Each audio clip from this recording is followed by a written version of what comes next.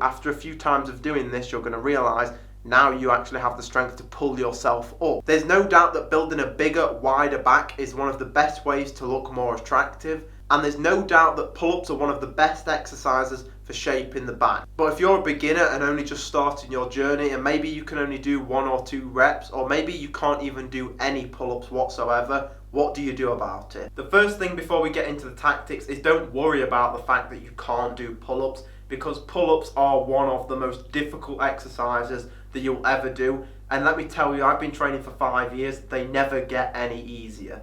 It does not matter how much muscle you build, pull-ups are always going to be difficult. Also, I want to quickly mention that if you want to learn how to build more muscle and you want to learn how to lose body fat and get in really good shape, this YouTube channel is going to help you do that. That's what I talk about, that's what I post about. So consider subscribing and clicking the little bell as well to notify you every time I upload a new YouTube video. The first thing that I want you to do is to actually try to do some pull-ups and just see where you're at. Some people say they can't do pull-ups yet, they've never even got on a pull-up bar before. So maybe you might surprise yourself, maybe you can actually do a few pull-ups. If you can do 3 pull-ups plus, then this tactic that I'm going to tell you in a second can help you and you can utilise it, but I would mostly focus on just building on that 3. But again, like I said, this is a tactic that you can use. So here's the tactic for people that really can only do a few pull-ups. So for each exercise, we have the eccentric and the concentric part of a movement. Wow.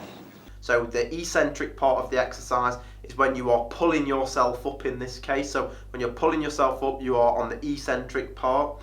And when you're lowering yourself back down on the pull-up, that's the concentric part of the movement. You can also call this the negative part of the movement when you're lowering yourself down. So here's what I want you to do. I want you to get a nice, strong, wide grip on the pull-up bar. I want you to arch your back, pull your shoulder blades back together, push your chest out, and the focus is to actually pull yourself up to the bar. But obviously we can't pull ourselves up to the bar. So here's the tactic. This is what you do.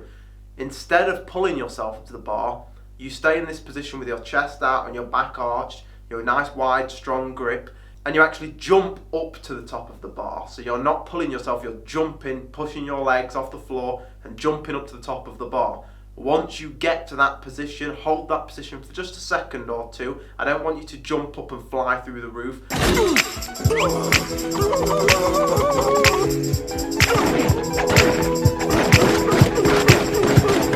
Just jump up enough to where you would want to pull yourself. So if you're doing the correct form, which you should be, you'd be pulling yourself up and you'd be pulling your chest to the bar. So what I recommend doing then is just holding that position for a second, and at that point you start to lower yourself down. So you're still getting the negative part of the movement. I'll explain how this works in a second. But the key is slow and controlled.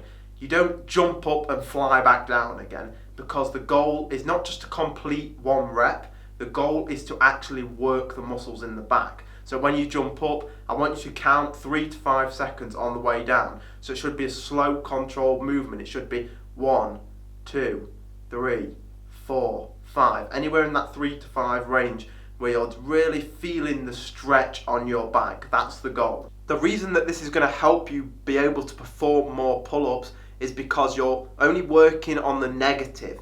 But the negative part of the movement, the lowering of yourself, is actually responsible for a lot of muscle growth, because when you're lowering the weight, or you're lowering your body weight in this case, that is when you're actually putting little micro tears in the muscle fibers, and those muscle fibers have to grow back stronger and bigger when you sleep, when you eat enough protein, when your nutrition is on point and you get good sleep. Those muscle fibers grow back bigger and stronger. That's basically how you build muscle in a nutshell. So yes, we're not getting the benefit of the explosive power on the way up, but because we can't do that yet, on the way down, we're still getting that benefit. We're still going to be tearing muscle fibers in the muscles in your back, and you're going to start growing because of it. You're also going to be growing in strength as well. So then it's going to allow you, after a few times of doing this, you're going to realize now you actually have the strength to pull yourself up. That's the tactic that I recommend for people who can't do pull-ups and they want to start learning how to do pull-ups and progress. In terms of how many times to do this per week,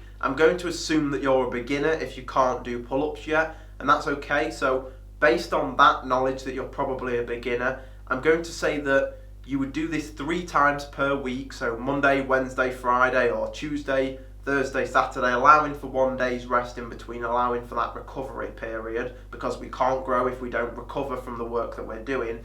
And I recommend that you do 3 sets each time. So I'm just going to quickly explain reps and sets because you might not understand that if you're a beginner. So basically, let's say we did Monday, Wednesday, Friday. Monday I would do 3 sets of the pull-ups. So basically, here's how the sets and reps work. What you would do is you go to the bar, do as many as you can possibly do. So jump up, lower yourself down, jump up, lower yourself down, until you hit the point where you cannot physically do anymore. Then make sure you hit your timer on your phone for 60 seconds. So then you've rested 60 seconds, you've completed 1 set. So now you need to do that again, hit failure again to where you can't do anymore, and then hit the timer again, another 60 seconds, and then a 3rd time, do that 1 more time, and then that's your 3 sets. So do that 3 days per week, so that's a total of 9 sets per week. In terms of the reps, that's how many times you actually go up and down, or in this case, we're just jumping up and going down.